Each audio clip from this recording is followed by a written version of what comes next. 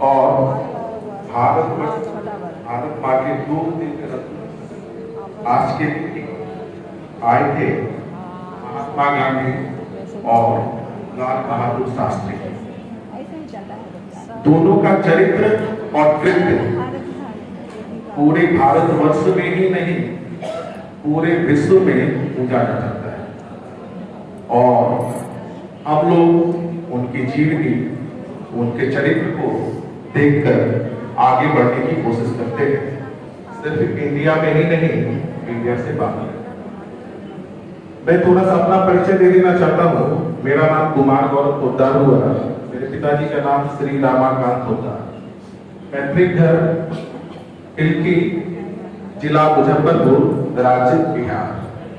वर्तमान में मैं पटना जिला में कार्यरत हूँ। इसके पहले एक लंबा समय भारत से बाहर, बहुत दूर यहाँ से कनाडा के वैंकूवर में स्टार्ट किया। अपनी पढ़ाई पुणे से कंप्लीट करने के बाद मुंबई में 3-4 महीने का कार्य करने के बाद वैंकूवर में मेरी पोस्टिंग हुई और वहाँ करीब 1 साल रहने के बाद मिडिल ईस्ट दुबई में 11 साल लगातार एक ही कंपनी में कार्य करता। माँ के नहीं रहने के बाद इंडिया मजबूरन आना पड़ा और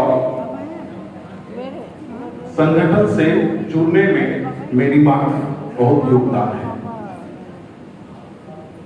आज के समय में खासकर हम लोगों के एज के संगठन छोड़िए, परिवार से भी जुड़ना नहीं चाहते। सैलरी स्ट्रक्चर इतनी अच्छी हो गई है, आर्थिक स्थिति हम युवाओं की इतनी अच्छी हो गई है कि उस सैलरी स्ट्रक्चर पे हम लोग अंधे हो गए हैं। परिवार को छोड़ रहे हैं, समाज को तो छोड़ ही दिए। तो इस अंधेपन को दूर करना चाहिए और ये अंधापन मेरे पास भी था। करीब 12-13 साल तक जब हम विदेश में रहे, जितनी मेरी एक्सपेक्टेशन थी उससे कहीं ज्यादा सैलरी मिली और मैं भी समाज को और परिवार को लगभग भूल गया था। लेकिन मेरी माँ जो थी वो बहुत ही साधारण महिला थी और समाज के साथ चलती थी। बड़ी कष्ट से पढ़ाया सभी को। जब वो नहीं रही दुनिया में तो उस समय मेरे पास पैसे की थोड़ी सी अक्कड़ थी। वो अक्कड़ भगवान मेरी तोड़ दी। एक तो भगवान के सामने मेरी पैसे की अक्कड़ के कारण मैं माँ को नहीं बचा पाया। उससे भी बड़ी अक्कड़ तब टूटी जब अपने मोहल्ले में माँ की अर्थी उठ रही थी। उस समय मैं एम्बुलेंस बुलवा लिया। रोटरी क्लब में हमारे कुछ साथी हैं, उन लोगों के मत सहयोग से कि हम तो इंडिया में रहते नहीं थे, बाहर रहते थे, यहाँ कौन जान पहचान होगा, कौन यहाँ से 5 किलोमीटर तक माँ को अर्थी देगा। तो एम्बुलेंस बुलवा लिए। 2-3 एम्बुलेंस हमारे घर के पास आग लाके लगे।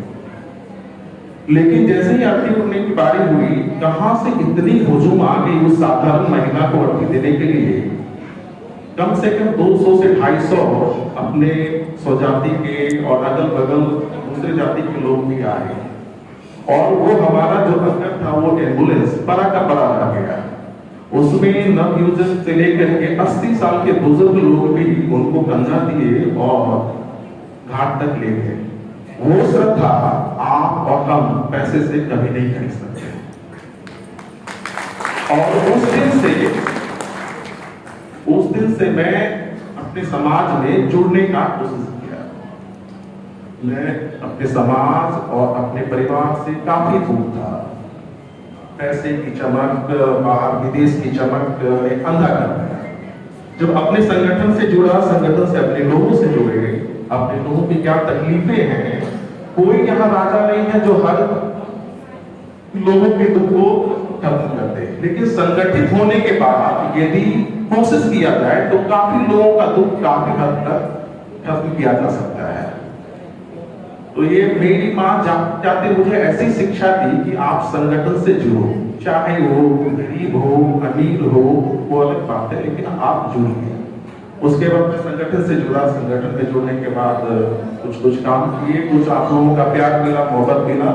आज मैं आपके सामने हूं। मैं अपने स्वजाति के बुजुर्गों से अपील करना चाहूंगा। अपने संगठन में जब से मैं जुड़ा, किसी न किसी कारण से कुछ लोग यंग लोगों को आने नहीं देना चाहते। रीजन क्या है पता नहीं। उनको ऐसा लगता है शायद ये लोग आ गए तो हम लोग को साइड रख देंगे। आप विश्वास मानिए, हम लोग आप बुजुर्गों का हमेशा सम्मान करेंगे, आपको साइड नहीं करेंगे। लेकिन यंग लोगों को भी आगे आने दीजिए। अभी इस सभा में भी यंग लोगों की कमी है और हमारे दिल्ली प्रांत में भी हमारे उद्धार युवा अच्छे पोस्ट पे, अच्छे सैलरी स्ट्रक्चर पे और अच्छा जीवन यापन कर रहे हैं, लेकिन इस हॉल में बहुत कम दिख रहे हैं। उन लोगों को संगठन के जो नेतृत्व कर रहे हैं उन लोगों से विनम्र निवेदन होगा, उन लोगों को भी संगठन से जोड़ने का कोशिश करें। वो लोग जुड़ना भी चाहते हैं, मदद भी करना चाहते हैं, लेकिन उन लोगों को आइडिया नहीं है कैसे जुड़े, कब जुड़े। तो ये थोड़ा सा टेक्निकलिटी पे हम आयोजक लोगों से विनम्र निवेदन करेंगे कि उन लोगों को भी जोड़ा जाए। जितने लोग आए हैं उन लोगों को तहे दिल से धन्यवाद। खासकर अध्यक्ष महोदय श्री महेश कुमार पोद्दार, महासचिव महोदय श्री सुंदर पोद्दार और कोषाध्यक्ष सुरेश पोद्दार जी का तहे दिल से धन्यवाद करता हूं। हमारे समाज में कई बार अभी चल रहा है कि आरक्षण मिलना चाहिए, आरक्षण जरूर मिलना चाहिए, लेकिन आरक्षण लेने के लिए सरकार के पास यदि हम छोटे छोटे संगठन होकर के अलग अलग तरीके से अपने डिमांड को रखेंगे, ये सरकार या कोई भी सरकार, दुनिया की कोई भी सरकार सुनने वाली नहीं है। आप और हम जब तक संगठित होकर एकता के साथ सरकार के सामने अपनी डिमांड को नहीं रखेंगे, सरकार झुकने वाली नहीं है। आप हमारे इंडिया में, जब मैं इंडिया में हूं 2-3 सालों से इंडिया का मूवमेंट देख रहा हूं।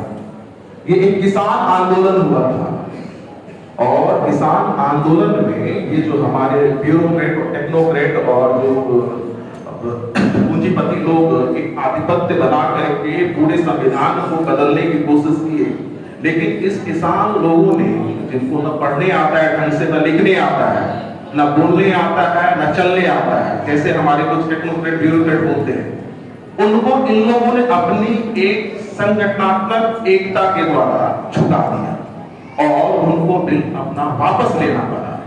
तो यदि हम लोग को चाहिए, हम लोग को आरक्षण यदि चाहिए तो एकजुट होना चाहिए। मेरा यहाँ पे पॉलिटिकल कहने का कोई अर्थ नहीं था, बस ये कहना था कि आप एक किसान आंदोलन में जिस तरह से उन लोगों ने एकता दिखाई और सरकार को झुका दिया, उसी तरह यदि हम लोगों को आरक्षण लेना है तो एक साथ एकजुट होकर हम लोग को सरकार के सामने अपनी बात रखनी चाहिए।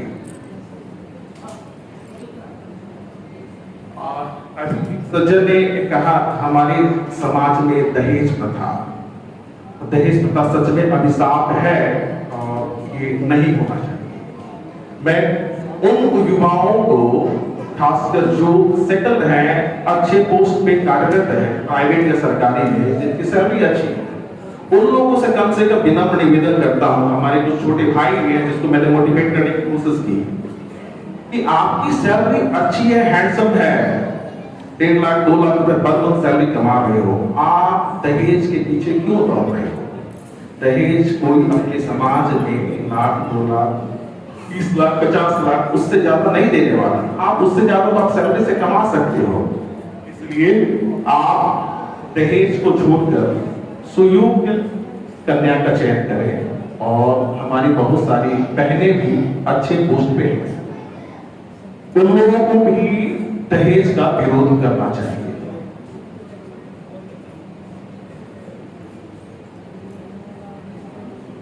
पूरे विश्व में युवाओं का बोलबाला है और हमारे समाज में भी युवा को आप लोग जोड़ने का कोशिश कीजिए। युवा लोग मेहनती हैं और इस दिल्ली में पूरे भारतवर्ष से आकर के काम करते हैं। आज जैसा सुना 2-3 संगठन हम लोगों का जो स्वजाति का है, सभी लोग अपने कार्यक्रम कर रहे हैं और भगवान करे सभी कार्यक्रम सभी का सफल हो। अंत में ये तीनों जो 3-4 जो भी हैं वो लोग एकजुट होकर सरकार के सामने एक खट्टानी एकता दिखाने का कोशिश करें। इसलिए सर धन्यवाद।